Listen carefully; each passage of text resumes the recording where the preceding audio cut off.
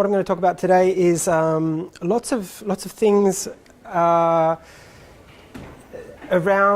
the concept of collaborative translation. So I won't be analysing collaborative translation from any single point of view, but more or less kind of laying out the field of collaborative translation, that is the way people talk about collaborative translation, the way it's defined, and some of the complications that poses for people writing about translation, writing about collaborative translation. What is collaboration? What is collaborative? So I'll just get straight into it then. So I guess a bit of an outline. So I'll be speaking with exclusive reference to the Western tradition, which is nothing particularly racist on my behalf. It's just my own ignorance of any other translation tradition. Really, I know little bits, but I wouldn't be up here talking about them with any great authority. So I'm just, and also we only have a short amount of time, so I'll just stick to a kind of a train of thought, which is following the line of thinking about collaborative writing and collaborative translation in the Western tradition.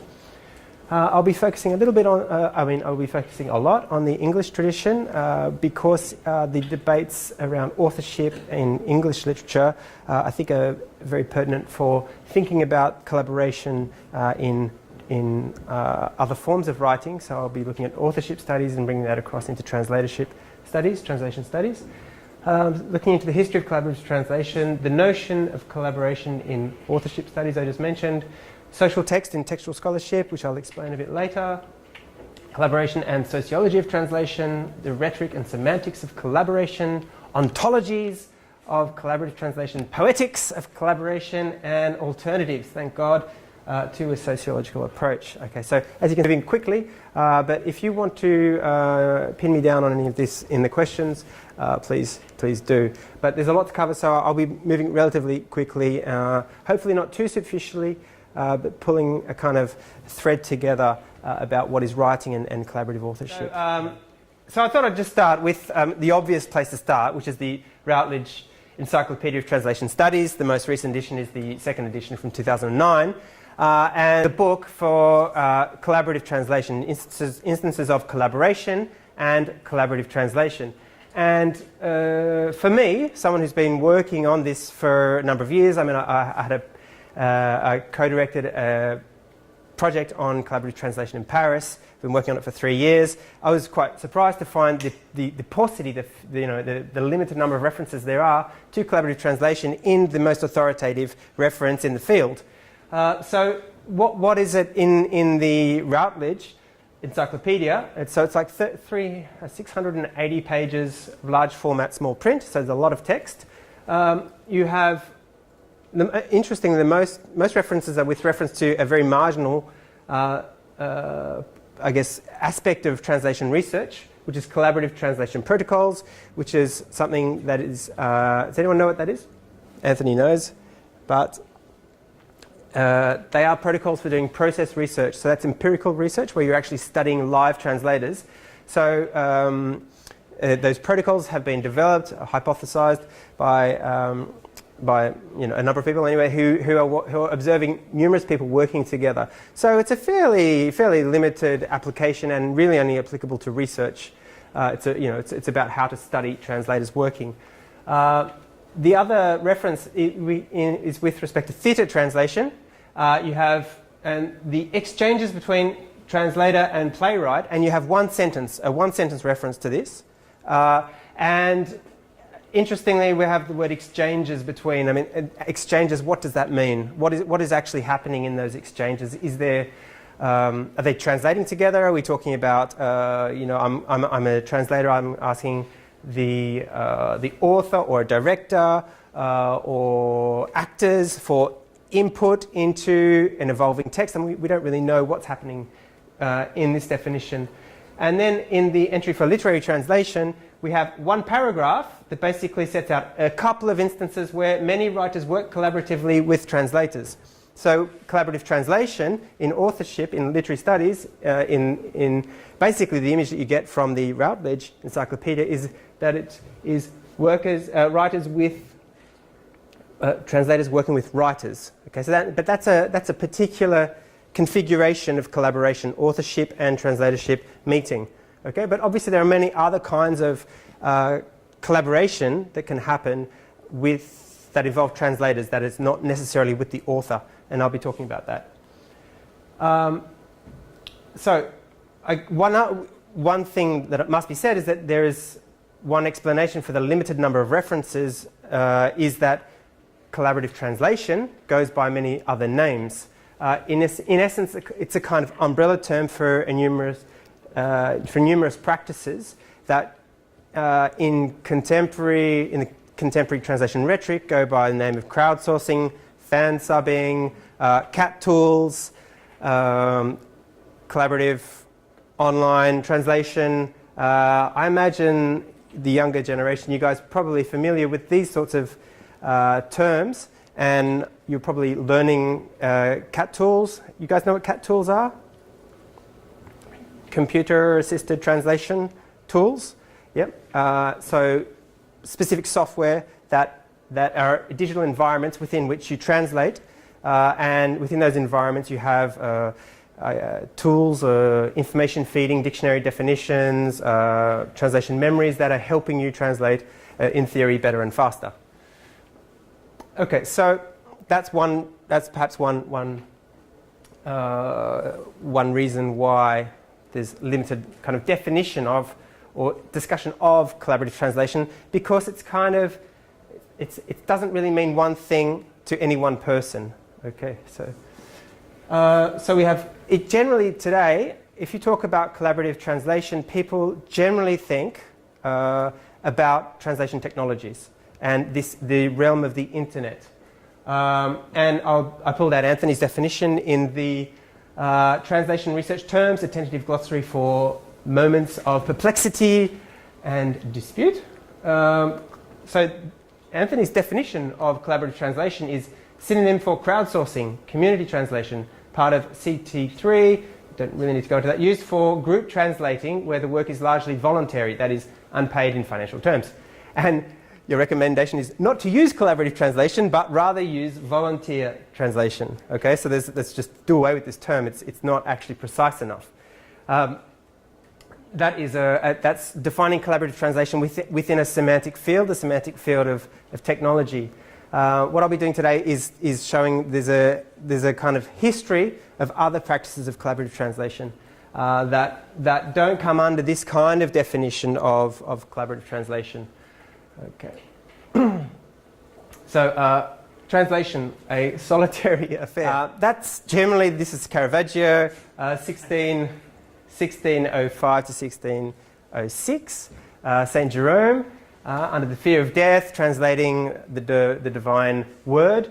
And this is kind of the popular image of what a translator is. Someone who's toiling away on their own with it's looking like a kind of an emaciated sort of figure. It's an ascetic kind of work. It's invisible. It's not rewarded very well, and it's a lonely task. Okay, so this kind of view of translation was certainly perpetuated since the Renaissance. However, before the Renaissance, before Renaissance theorizations of translation, there was a healthy, and there always has been a healthy practice of collective translation, collaborative translation. That is, when people come together in groups to translate texts. Now, when people do that, it changes the dimension in the sense that you no longer need to have mastery over the source text and mastery over the target text. So the languages, you can have asymmetrical bilingualism, and numerous members of the group can have different competences in their L1 and L2, their first language and second language, or other languages, which allows for specialists of different fields to come together to translate text. And this is a rich tradition in the Western tradition. At least we have evidence, at least since the Latin antiquity, so ancient Rome, of this kind of practice coming together. And there's obviously a rich history in Spain, and many translation scholars have talked about this. But what interests me most is the way that this history has been suppressed was suppressed by Renaissance theoreticians, and there has been a lot of very good work on this question recently, and I'll just point to Bellin Bistuet's Collaborative Translation and Multi-Version Text in Early Modern Europe as a good example of a kind of questioning of this tradition. And Bistuet writes very intelligently about Leonardo Bruni. Bruni's introduction of the idea of the difficulty of translation, and this is the idea that difficulty of translation, the sort of extreme difficulty, almost the impossibility of translation, is actually a function of the singularity of translation. The singular act is the act which is so difficult because one needs to have mastery over the source text and mastery over also the target text. So you need to be almost perfectly bilingual to be, in fact, a surrogate author. The translator needs to step into the shoes of the author to, in fact, become the author, and then to translate that authority into a new culture. And the drivers behind this in the Renaissance, is according to Bistuet and others' arguments, is this sort of unification of church, state, family, patriarchy around singular authority, that where text needed to have the authority. Translations need to have the authority of singular authorship. So the aspects of the singularity of the translator came to the fore, which allowed them, translated texts, to have the authority of single authored text, original text, if you like. And in doing so, they suppressed elements of collaboration. So I'm not saying collaboration stopped, I'm just saying the theorization around translation changed. So the discussion around translation changed. So if I skip ahead now, we have, and I'll come back to this point, but we now have a renewed interest in collaborative authorship, especially in authorship studies and textual scholarship. Textual scholarship is generally the Anglo-American tradition of scholars looking at editions of text, creating definitive editions of texts. And collaborative authorship has been defined in this context as the act of sharing authority over a work or some portion of it by Peter Schillingberg. So he's underlining the act, the action, and the authority. So the act of sharing authority. So we now have the idea that a collaborative text is somehow, the definition of what is the collaborative writing is the putting into action of a shared authority. But we can ask, where does authority begin and end? So we have examples, practices that create problems for this kind of definition. We have collective writing, where you have one author, many heads. Collaborative autobiography is an example of this, where numerous people get together and write their autobiography in a singular voice. You have significant revision by others of an author's text. You have editorial intervention and editorial direction. These are just some examples. There are many, and I'll discuss others today. So where does the authority begin? Obviously you have people introducing their own authority into the text that is subsequently published under one person's name. Furthermore, for translation, dialogue with the author. So for translation, you have dialogue with the author, which introduces questions of power, contractual obligations. To give a contemporary example, Günter Grass summons his translators to a seminar before they start translating. This is a contractual obligation if you're going to, or before he died. Actually, we don't know if it's going to continue or not, but the practice was, especially while he was alive, was that if you were going to translate a novel by Günter Grass, you had to contractually say you will come to the Günter Grass translation seminar, and he would gather, they called it the bunker, all of the translators together, and he would basically explain what he considered to be the difficulties of the text and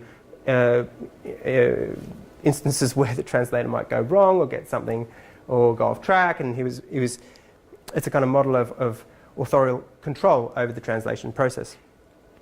So, is he authoring the translation in some sense at that point? So we're coming back now. We'll come back. So in this tradition of textual scholarship and authorship studies, you are having one of the most contested figures. Obviously, the figure of authority in the English tradition is the bard, is Shakespeare. But Shakespeare is a great example of contested authority, and I think the debates around Shakespeare and Shakespeare's scholarship have great significance for translation scholarship and the questions of translatorship with respect to collaborative writing. So there's a great debate in Shakespeare's scholarship about was Shakespeare author, co-author, or collaborator. Okay, but most people agree that Shakespeare wrote texts to which others contributed, and that happened within the context of a corporation, a corporate theatre, where there were directors and other participants in the production of a play. However, who is the author here? Now, you have different models that are put forward. One of them is the institutional model. The company commissioned the play, usually stipulated the subject, often provided the plot, often parcelled it out scene by scene to several playwrights. The text thus produced was a working model which the company then revised as seemed appropriate. Okay. I bet your teachers didn't tell you that at school, right? When you studied Shakespeare. So that's an institutional model, if you like, a relational model of authorship. Instead of a single author, we have a network of collaborative relations, normally between two or more writers, between writers and acting companies, between acting companies and printers, between compositors and proofreaders, between printers and censors. So we have a network of relations between many actors. Another version of this, collaboration should no longer be regarded as an aberrant form of textual production in a period and genre in which it in fact predominated, and that this form of cultural production cannot be accounted for by simply doubling or replicating the single author model. Two heads are different from one. That's by Marsden, who produces a very influential argument in the context of, it's a post-structuralist reinterpretation of Shakespeare in the sense that he reads the production, Shakespeare and Shakespeare's reception through Michel Foucault's notion of the author function. And so, to cut a long story short, Foucault's argument is basically that prior to the Enlightenment, the notion of authorship, as we understand it, didn't exist, and that authorship was actually a collective, a shared value. However, the Enlightenment and change of various legal regimes needed authority to be invested in a person, and subsequently we have our tradition of singular authorship and thinking about text as belonging to one person. He says this is completely wrong, and that prior to the Enlightenment, texts were not produced that way. Now that is a controversial argument, and there's been a lot of debate about it. So then other Shakespeareans come to Shakespeare's defence, if you like. Geoffrey Knapp, paradigms of single authorship not only significantly predated Shakespeare, but also dominated his contemporary sense of how plays were written. He says, Foucauldian theories miss the real innovativeness of large-scale co-authorship in the Renaissance theatre. The innovativeness of large-scale co-authorship. So this is actually a different argument. His argument is proposing that we actually had a new model of authorship within the Renaissance theatre. And we'll note the term co-authorship. So co-authorship is being put in opposition to collaboration in collaborative authorship. Okay, you also have another way of thinking about collaborative relations at this period, and I would highlight Anne Coldiron's Printers Without Borders, translated, where she represents, so this is a very materialist, historical materialism approach to translation in the period, where she looks at especially Caxton's work and the fact that the printer and the translator had a symbiotic relationship at the time, where one was helping actually realise the work of the other, because this is the first printing presses in England that were bringing in work from the continent and translating it. And at this point, often the translator and the printer was one and the same person.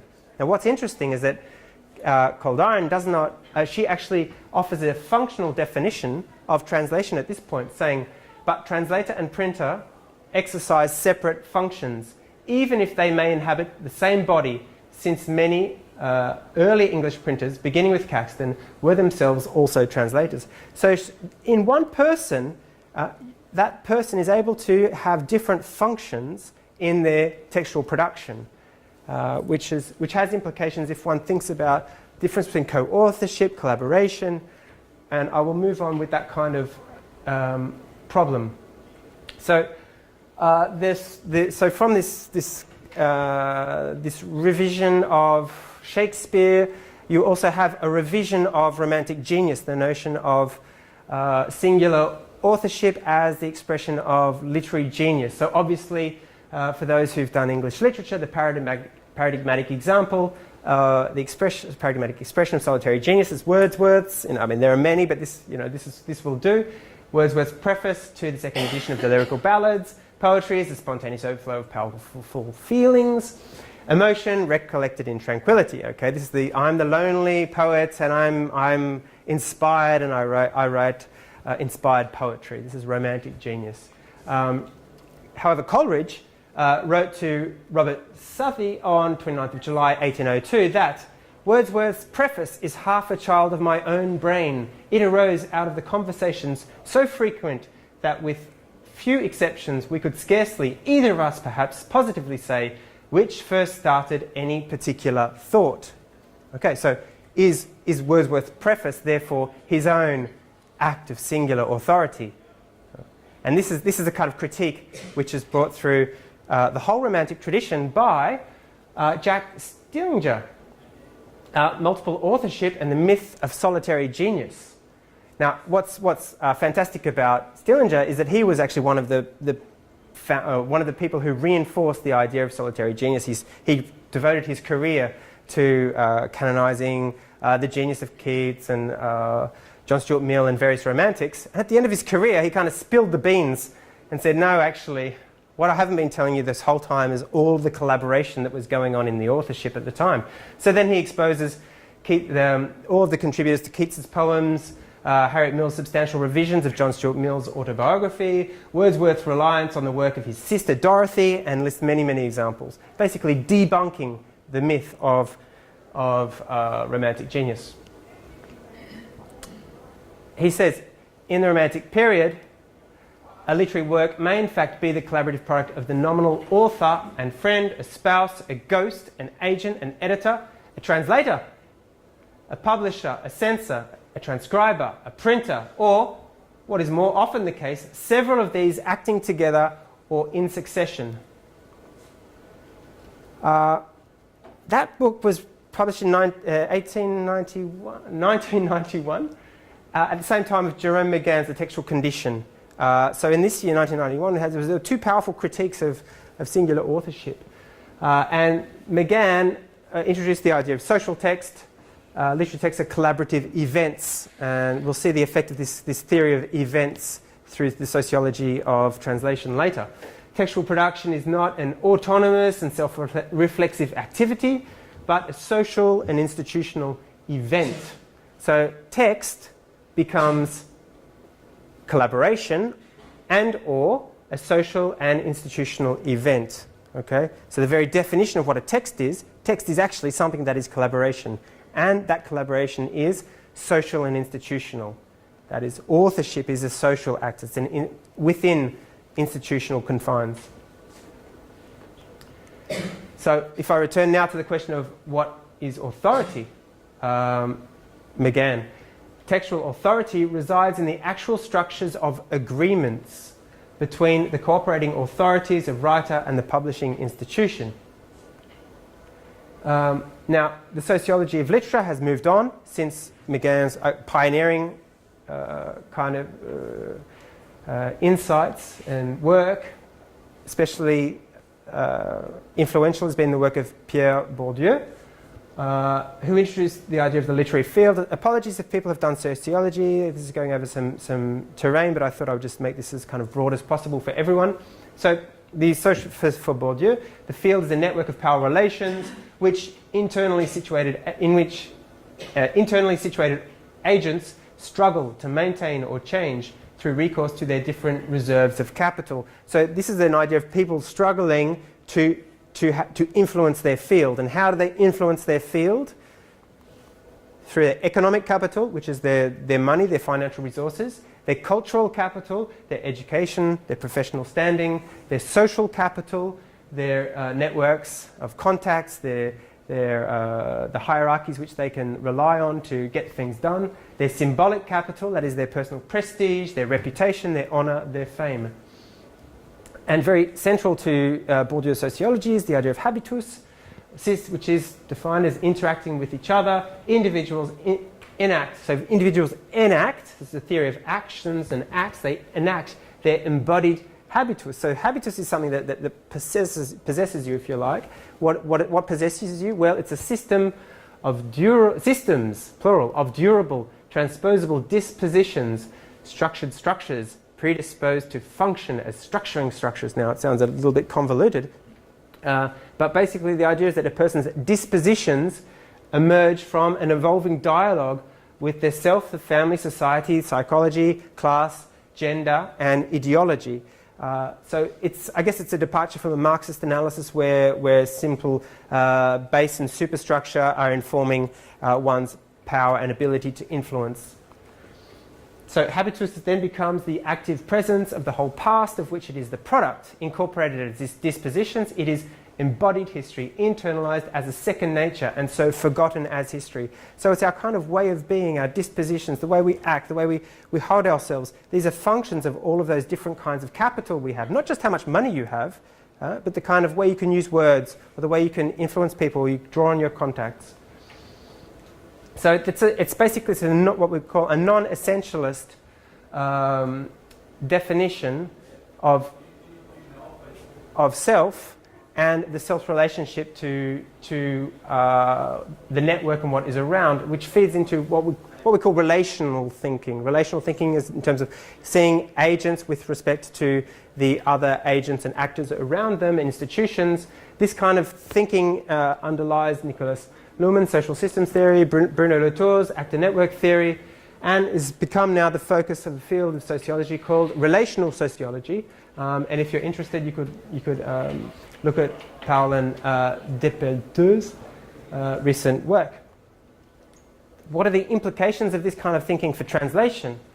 Well, there's a basic premise, is that social roles are predetermined by systems, which implies that the translator cannot exist independently of his or her system, and exists only if there is a network of authors, publishers, readers, and markets that create the role of the translator. So in a sense, the translator is dependent upon the network. Without the network, there wouldn't be the translator. This is the relational paradigm, which has been critiqued. And one recent critique is Donati and Archer's The Relational Subject, which is a CUP book, came out in 2005. And it says that relational sociology reduces social relations to transactions, circumscribing the capacity of individuals to differentiate themselves from or emerge out of a homogenizing flat ontology. So the idea of one's being, ontology is being, one's being. So if a translator is equated, the being of the translator is equated with its relationality, the way in which it interacts with other entities that have an undifferentiated being, it's a flat ontology. So they argue for a hierarchical ontology where translators can emerge, ontology can emerge, which offers a different kind of axis through which to think about relationality. And in terms of translatorship, I mean, I found an example of this is in Peter Bush's account in The Translator as Arbiter, in this work, The Translator's Dialogue, where he talks about given equivalent circumstances, some individuals will translate, some will choose not to. Some will do it well, some will do it less well, which obviously comes into the question of individuality, human nature, and you know, you could take this into a debate about nature-nurture, which is kind of an interminable debate. And of course, translation studies itself has had its sociological turn, which has incorporated these theories into thinking about translation. It is focused on translators' implication within networks and translators' habitus. earlier versions of sociological translation studies were heavily systems-based. However, more recent work, in general, recent accounts are sensitive to the plight of the translator, if you like, the invisibility, the lack of recognition, and seek to redress this with a focus on valorizing translators' agency, mediation, creativity. So the idea is that translators are actually individuals and agents who have a kind of power that is able to affect their network, they're able to bring about change upon their network rather than being simply subject to the network. Fast literature on this. So we have Anthony's collection, Sociological Aspects of Translating and Interpreting. Michaela Wolff, Alexandra Fugari's Constructing a Sociology of Translation is another seminal collection of articles discussing this, if you're interested. And a good summary of where we're at now is Mapping the Field, Sociological Perspectives on Translation, 2011. Okay, so now I'll just talk a little bit about the semantics of collaboration, and then I'm going to bring that back to thinking sociologically about translation. So I've been working in a French context for a while, where we have the great discussion about, well, when I came up with the idea with some colleagues, we're going to do a project on collaborative translation, and then we had this great discussion about, some of my colleagues wanted to use the term traduction collective, others wanted to use the term traduction collaborative. And this is a highly charged discussion because in France, you have the context of the collaboration in the Second World War, collaborating with the enemy, with the Nazis under the Vichy regime. So the French collaborated, which is a shameful period in French history. So French people are reluctant to adopt the term.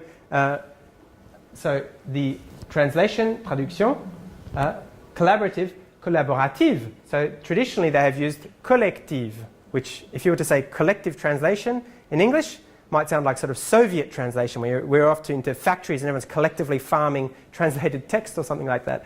We have more friendly compounds like artists collective, you know. But generally, if you say translation collective, it would sound a bit odd. And we have a longer tradition of using the term collaborative translation. Interestingly, collaborating with the enemies is a relatively recent introduction into the semantics around collaboration. In the French Dictionnaire historique de la langue française, it comes in at 1940, as it does in the OED, the Oxford. However, both dictionaries define collaboration from around the 1860s, coming in from the Latin, collaboratio, as united labour, cooperation, especially in literary, artistic or scientific work. We have a tradition of thinking about collaboration as collective work. And of course we have today the contemporary rhetoric of collaboration, where if it's collaborative, it's fantastic. Obama, we will work together to ensure the public trust and establish a system of transparency, public participation and collaboration. A system of collaboration. This is unthinkable in France. You wouldn't say that. Government should be collaborative. Collaboration actively engages Americans in the work of their government. Executive departments and agencies should solicit public feedback to assess and improve their level of collaboration and to identify new opportunities for cooperation. So we have a kind of contemporary rhetoric around collaboration, where collaboration is openness. I was at the hospital. Unfortunately, my father was in hospital last week, and I went in and I took a photo of the screen that was in front of me. This is at the Prince of Wales Hospital in Randwick in Sydney. Our values: collaboration, openness, respect, empowerment. So you can see the way in which collaboration now feeds into this very positive rhetoric around advancing society for the good. Collaboration now has been refigured as the idea of collaboration with the enemy is fading, and the new rhetoric of collaboration is something entirely positive. And of course we find that also in the idea of the collaborative economy, of course, which is great, you know. As long as you let, you know, capitalists, multinationals operate out of minimal tax havens, undercut local markets, drive down competition, come in and dominate the market, right? That's the collaborative economy. We love that. That also is supposed to be a common good. So within the economy of translation, also we have these effects of collaboration, and especially with the way in which technology is deployed. Collaborative technologies are sold to us as something that is good, and I'm not saying that they are not good, but they also participate, and the way in which they are marketed participates in the rhetoric of collaboration. What are they good at? Well, they improve legitimacy and improve quality. Why? Well, we have a logic of ethics. Individuals working together for a common good while renouncing part of their interests and authorship. So that we can renounce our own interests and authorship to produce something better. Productive capacity and expertise. The ability to harness more and diverse skills to create better what would have been produced differently, even sometimes facilitating translation that would be impossible without cooperation. And this is obviously the case with many online projects, and especially, I mean, the most obvious example is the kind of fan subbing that occurs as soon as a series is aired on TV, and the Korean subtitles are out 3 hours later for everyone on the internet, and people are working together online to produce this. Risk control and quality management. Multiplying parties to a translation increases the potential surveillance over quality, efficiency and accuracy of the process can ideally be engineered faster through the use of crowdsourcing, volunteer translating, machine translation, translation memories and networked computer-assisted translation. Okay, if you're networking your CAT tools. There was some of the collaborative translation, some of the discourse around the collaborative translation economy. What about questions of ontology in collaborative translation? So ontology is being. Instances of plural singularity. So if you're talking about what is the voice, so if you were getting these people together and translating, what is then status of the voice, the textual voice that emerges from this? So you can have a couple of examples of this outside just that wider technological field is collaborative autobiography, where a dialogical text posits a monological voice. So with a tradition of this couldn't be covert. The Diary of Michael Field, which was a pseudonym of Victorian lovers, Catherine Harris Bradley and Edith Emma Cooper. It can be overt, which is when the Italian writer Pier Giorgio Battellini was writing the voice of the philosopher Gianni Vattimo, excuse my Italian's terrible, in Not Being God, a collaborative autobiography. So one is writing the voice of the other. This can be experimental writing. 10 prominent American language poets produced the Grand Piano between 2006 2010, a 10-volume collaborative or collective autobiography. It's written in the singular. So what's the ontology of this voice? What's its being? Is it a voice that is in the singular, or is it a voice that is plural? Jean-Luc Nancy offers another way of thinking about this. Nancy opposes thinking the relationality of sociology, its logic of relations connecting people, with an idea of ontology, of being connecting people. So he talks about the with.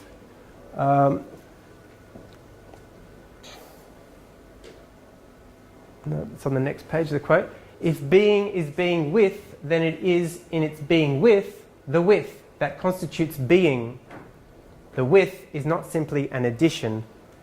So being is neither a supplement to nor an element of the connectedness of individuals. So basically being cannot be singular. Being itself, the idea, if you think about being as an essence, he talks about co-essence. Everyone sharing in co-essence. So this is a radical critique of ontological thinking in the Western tradition, which is focused on the subject of the being of the subject. So Jean-Luc Nancy is revising that tradition and turning it on its head, if you like, and thinking being in terms of collectivity as an inescapable connectedness. So So my question, can translating be plural singular? As he said, this is his work, être singulier pluriel, which translates really nicely into English, being singular plural, because in English we get the verb and the noun out of the being, which adds a whole new dimensions.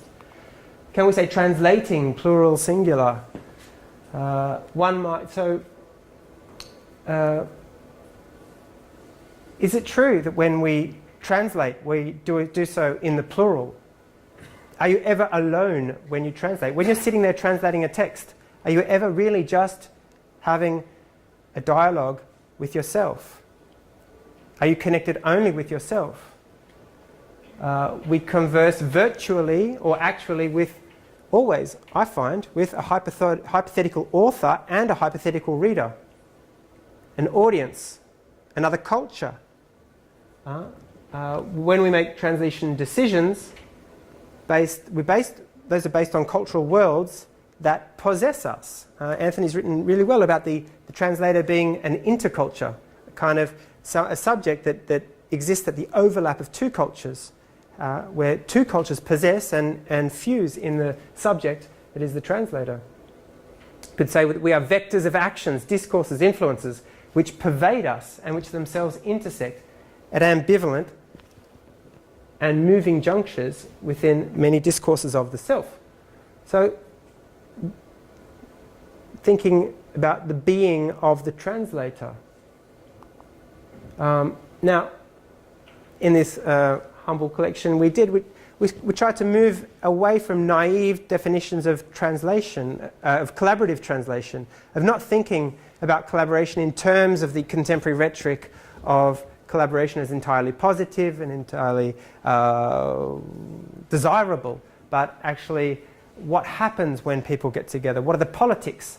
So we introduce a kind of critique of idealistic notions of the betterment, always the betterment of translation, always the improved output.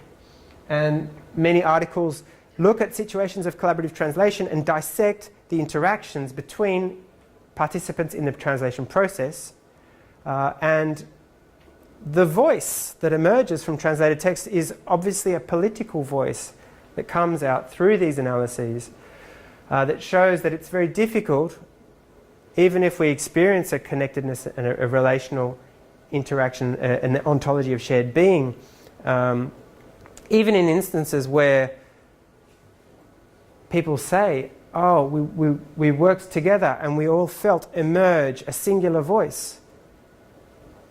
Even in those situations where that rhetoric exists, you still have political elements where some are silenced, some necessarily concede to others. So when is translating collaborative? So one author has proposed that in author-translator collaboration, authorial help may take various forms, such as clarification on specific problems of comprehension or reference, consultations on translation strategies and the transfer of formal properties of the source text. This in itself does not necessarily imply translation collaboration, was the expression, translation collaboration. So this is Van der Schelden's definition, quite early, 98. So she introduces a criteria. What's her criteria? Regular or systematic. Regular or systematic is going to be our criteria of what collaborative translation involves in author-translator interactions. But is really regular or systematic? I mean, if a translator is having regular and systematic interactions with an editor, is that the same thing? Regular and systematic coffees with the author, but not really integrating anything that the author advises with respect to the text. Is that collaboration? So this definition is quite slippery. What if we aim for a functional definition of collaborative translation and we ask a different question? What do collaborators understand their roles to be? So obviously a translator translates a text. When you translate a text, you then revise your text, don't you? There's also a profession, a professional job, the translation reviser. That person's job is to revise, a separate person revises the text of the translator, correct? Is that person translating? In a sense, there must be some translation going on in their head to be able to judge the quality of the translation because they're checking source text and target text. But if you ask that person, are you translating? They'll say, no, I'm revising. I'm the reviser. The translator, when the translator is revising, still thinks that his or her job is translating. You don't suddenly put on your reviser's hat. You're still translating. It's part of the job you're doing. So certain tasks and functions can have lesser modes, if you like, or phases of other tasks. So I would suggest that if all translation is collaborative, not all collaborators are translators. So what do we learn from authorship studies and Renaissance debates about collaboration and co-authorship?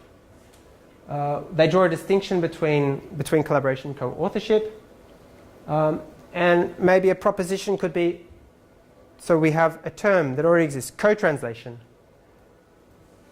This term can be used for self-identifying translators who work together on the creation of a translation, simultaneously or otherwise.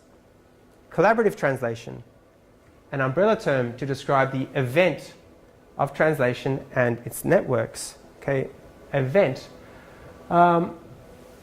So I'll throw that out there. I'll come back to this distinction between event and act.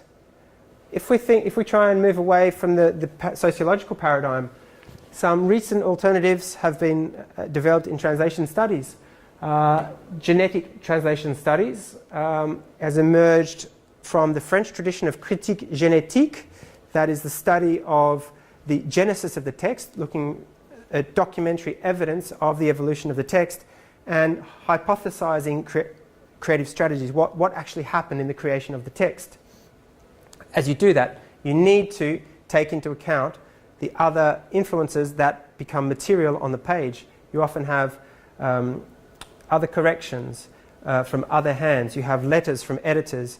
You have letters with authors. You have discussion notes that involve many people. So you start to have a material, you have material evidence of the sociological network of the translator. And so I edited with Chiara Montini a special issue of Linguistica Antwerpiensia devoted to this, and the introduction kind of outlines the emergence of this new field. A similar approach would be the microhistory approach that is in translation studies most identified with Jeremy Munday's work. And the microhistory approach is an approach that attempts to fill in aporia in the historical records. So where we have historical records which are lacking, we don't really have records about communities of translators. We know that translations are happening, but we're not quite sure what's going on, what are they doing. So the microhistory approach allows us to zoom in on certain documents. So this is why archives become especially important.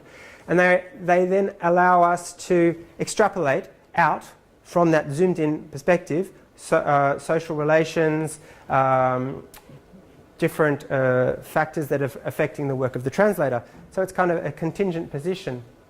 This position has been critiqued by, amongst other people, Anthony, who said that translators, who identified that translators typically work within intercultures that are transitory, which renders their capacity to reflect systemic, enduring aspects of society difficult. So the idea of the microhistory focused on translators is difficult because if you're trying to extrapolate larger historical tendencies from a very transitory group, then it's problematic. So Raina Meilarts has proposed a solution to this problem, and she uses complexity theory. I won't have the time to go into complexity theory here, but basically she uses this theory, so it reconciles unpredictability of translators' nonlinear, so translators work in nonlinear, self-organizing systems, and using complexity theory, she attempts to reconcile that with the structured and hierarchical orders within which they interact. So complexity theory is especially pertinent to analysing non-structured, fluid, dynamic data. So, that's just me. So then what do we think about working towards a poetics of collaborative translation, a poetics of collaboration? Rather than a sociology of collaboration or an ontology of collaboration, what would be a poetics of collaboration? So poetics being creation itself as a collaborative act, thinking about translation not from the perspective of the translator, but from the perspective of collaborative creation. So we try and move beyond the definition, the kind of dichotomy in sociology between the agent and the network, and think about creation as already a collaborative act. Surpass the singular. Encourage reading translation as a dialectic between singularity and plurality. This would be another approach, another poetics. It would build upon Chesterton's notion of translator studies, which is the focus on the individual, the agent of translation. Now, Chesterton defines this as translation is a dynamic relationship between translation act and translation event. Coming back to the event. Remember I said I'd come back to it. The cognitive act determined by the translator's subjectivity occurs within the context of the sociologically defined translation event. So this again brings in the dichotomy between the singular and the plural. However, it's perhaps problematic because the agent almost seems like a hermetic cognitive ecosystem in this definition, and that hermeticism is then contrasted with a kind of open plurality that is the network. However, I mean, this view of cognition is challenged by recent cognitive theory, and I'm thinking particularly of the extended mind theory in cognitive studies, in which case, in these terms, cognition would always be event. Cognition would never be act, meaning that cognition would always be an extended activity that surpasses the singularity. Again, this brings us back to Nancy's definition in philosophical definition. So extended mind theory see the boundaries of cognition depassing the subject, meaning that my computer, this pointer, camera, all of you out there, you have your own effect upon my cognition. Your physical being, the light that you emit, your breathing, your movements, what you remind me of, how I relate to you, all of that is actually part of my cognitive world. So I can never divorce my cognitive world from yours. This is the extended mind theory. Your being, your presence is part of my presence. There is no subjectivity, cognitively speaking. So then, what is collaborative translation? So I think in the various delineations of collaborative translation, I think I've set out a case that collaborative translation could perhaps only be defined using what would be a relational definition. And a relational definition accounts for the different relations of the thing to its external world and the relational reflexivity of that world within it. Okay? No, that's a kind of model within relational logic.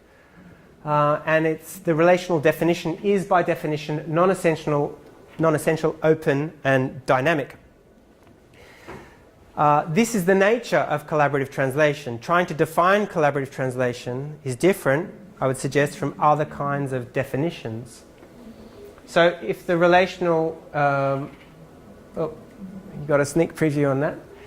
The relational definition would need to account, in this instance, for different fields of relation. So I would argue for a strata, a hierarchy or not a hierarchy, but intersecting fields and trajectories of relations that can be ontological. So I've said translation is always collaboration. So ontology from being, epistemology from knowing how to is. So I've also said, but not all collaborators are co-translators. One has knowledge of one's role, and one puts that role into action, techne. Each acts according to his or her understanding of their role, a functional definition of collaborative translation. And I'll leave it there. Thanks. Thank you very much.